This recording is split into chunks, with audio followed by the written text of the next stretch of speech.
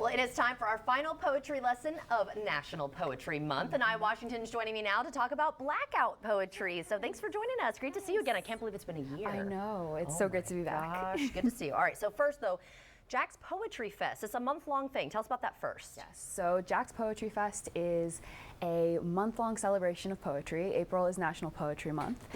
So Hope at Hand, we partner with the community, poets, artists of all walks of life to celebrate poetry through workshops, open mic events, and various lessons throughout the community. Yeah. And sadly, we're wrapping up National Poetry Month.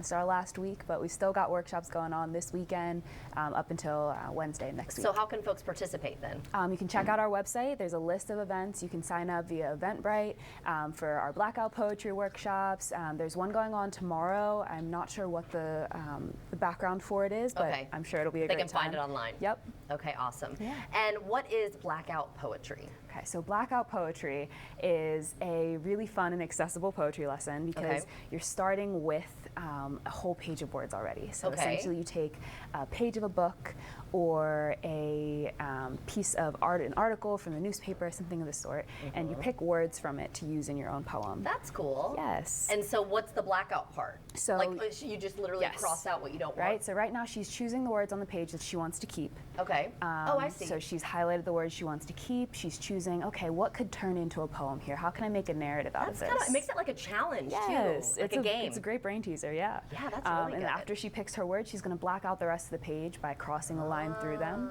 And her poem will be whatever is left over there. So there we've got all that she has left remaining. That's Sometimes it'll really be a cool. nice fluid sentence. Other times it'll be a little bit of a mystery. But that's the fun thing about blackout. There's no really rules to it. You just Right. make something out of something that was someone else's art at one point and make it your That own. is really cool. Recycled poetry or art. Yes. I like that. So basically, it could kind of turn into any type of poem from that. Then it could turn into a haiku, or it could turn into what was the Clara Hugh, I think last.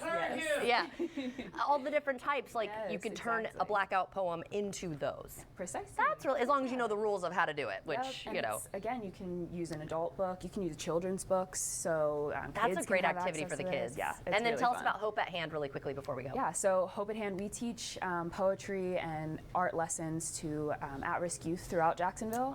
We also host lessons for adults through lots of different community organizations.